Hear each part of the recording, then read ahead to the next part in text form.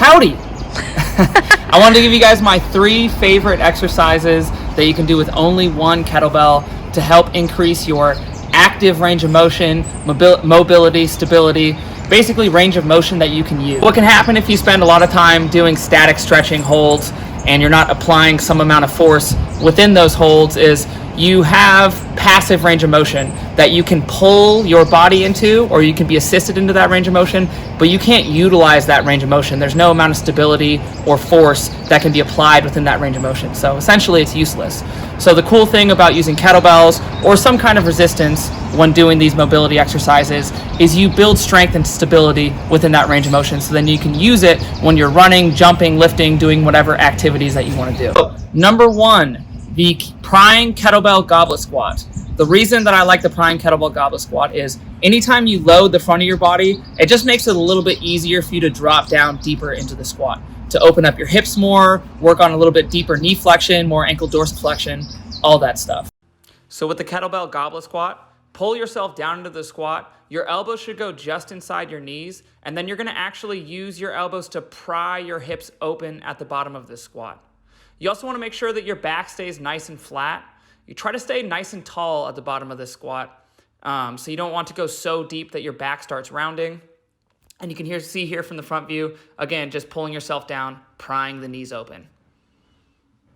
Number 2, the kettlebell windmill. With this exercise, there's a whole lot of things going on at once. For number 1, we're working on shoulder stability, working on the rotator cuff, all those smaller muscles that help stabilize the shoulder, so that's really important. Number 2, you're going to work on your core, your obliques, and being able to stabilize your spine while you're hinging. Number 3, you're working on the hinge pattern, so you're opening up your hamstrings, working on that mobility, your glutes, so a lot of stuff going on with the kettlebell windmill. So as you can see here with the kettlebell windmill, we got the weight overhead, we're driving the hips back, keeping the back nice and flat, opening up the chest on the way down. The back of the hand is going to travel down the inseam of your legs.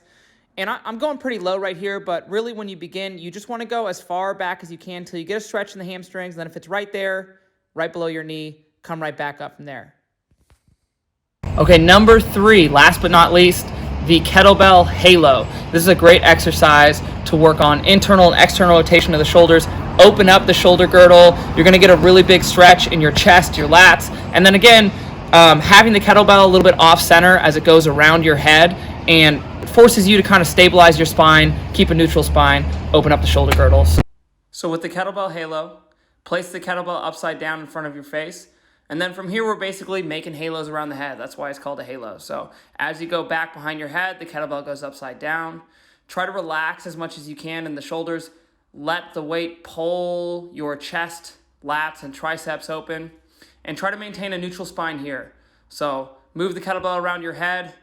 Don't move your spine around the kettlebell. All right, guys, so give those 3 exercises a try, and you'll be moving better and feeling better in no time.